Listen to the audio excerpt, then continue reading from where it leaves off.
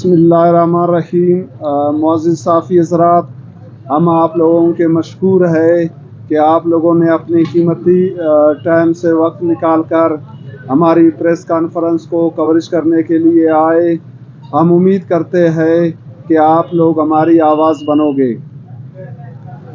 معزز صافی حضرات،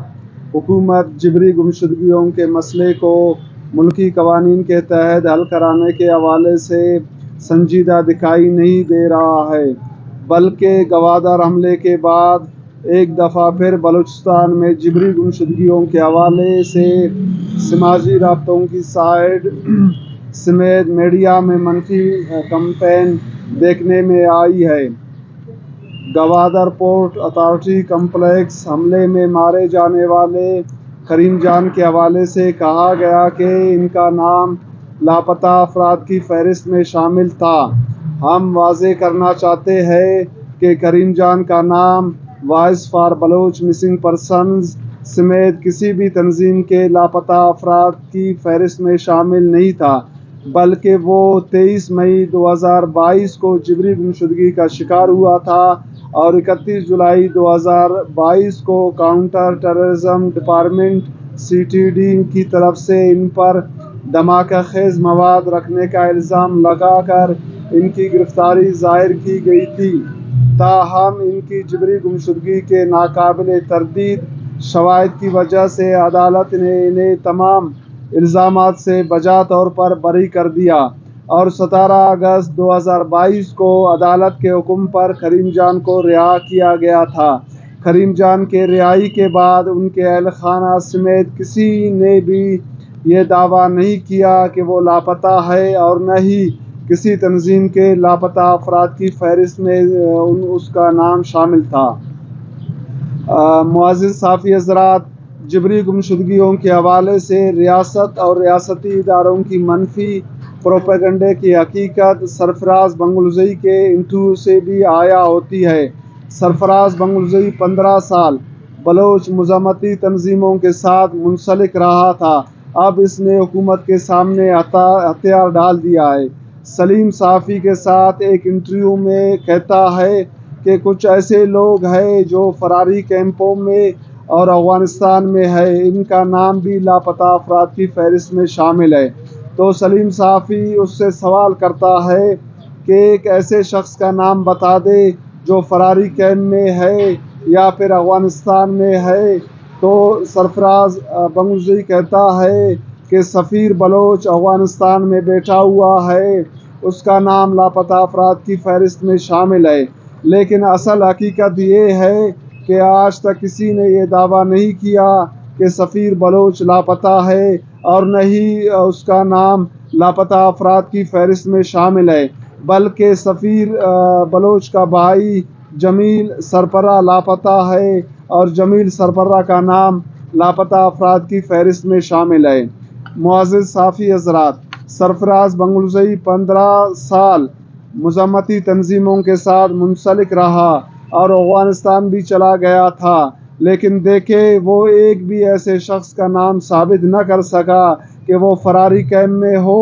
یا پھر افغانستان میں بیٹھا ہوا ہو اور اس کا نام لاپتہ افراد کی فہرست میں شامل ہو۔ اس سے یہ ثابت ہوتا ہے کہ ریاست اور ریاستی ادارے بلوچستان میں جبری گمشدگیوں کے مسئلے کو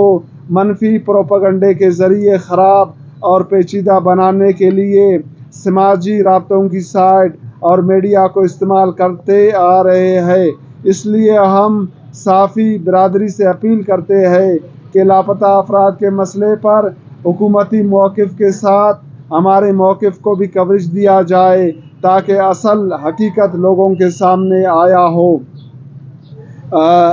معزز صافی حضرات، ہم آپ لوگوں کے توسط سے ایک بار پھر ریاست اور ریاستی اداروں کے سربراہوں کو کہنا چاہتے ہیں کہ جس گھر سے کوئی بندہ جبری طور پر لاپتہ ہو، وہ خاندان زندگی بھر اپنے لاپتہ پیاروں کو بھول نہیں سکتے۔ یہی وجہ ہے کہ لاپتہ افراد کے اہل خانہ اپنے پیاروں کے لیے کئی سالوں سے متواتر احتجاج کرتے آ رہے ہیں اور ان کے احتجاجوں میں شدت بھی آ رہی ہے۔ اس لیے ریاست اور ریاستی اداروں کے سربراہوں کو اب سنجیدگی کا مظاہرہ کرنا چاہیے اور لاپتہ افراد کے مسئلے کے حوالے سے غلط بیانی اور منفی پروپیگنڈے سے گریز کرنا چاہیے اور لاپتہ افراد کی بازیابی کو یقینی بنانے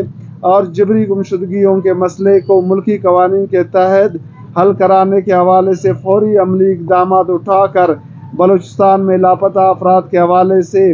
جو بے چینی پائی جاتی ہے اسے ختم کرے، اور ہم یہ سمجھتے ہیں کہ لاپتہ افراد کے مسئلے کے حل ہی میں ملک کی سلامتی ہے۔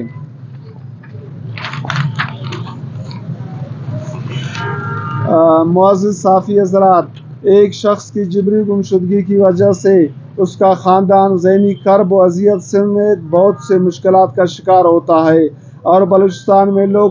کئی سالوں سے لاپتہ ہیں۔ ان کے خاندانوں کو یہ بھی پتہ نہیں کہ وہ زندہ بھی ہے یا اس دنیا میں نہیں ہے، جو لاپتہ افراد کے خاندانوں کے لیے ایک بہت بڑی اذیت ہے۔ اس لیے ہم صوبائی حکومت سے اپیل کرتے ہیں کہ وہ جبری گمشدگیوں کے مسئلے کو انسانی ہمدردی کے بنیاد پر دیکھتے ہوئے لاپتہ افراد کی بازیابی کو یقینی بنائے۔ جبری گمشدگیوں اور لاپتہ افراد کو فیک انکاؤنٹر میں قتل کرنے کے سلسلے کی روک تھام اور جبری گمشدگیوں کے مسئلے کو ملکی قوانین کے تحت حل کرانے کے حوالے سے اپنا کردار ادا کریں۔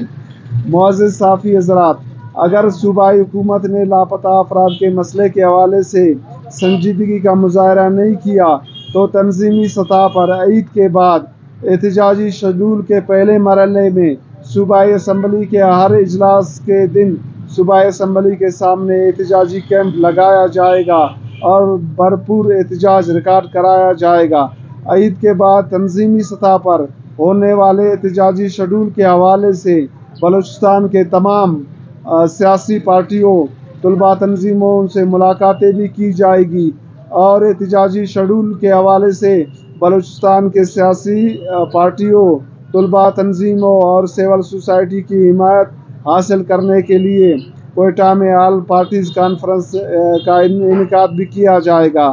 تاکہ عید کے بعد ہونے والے احتجاجی شیڈول کو بلوچستان کے تمام نمائندہ پارٹیوں اور تنظیموں کی حمایت حاصل ہو۔ شکریہ۔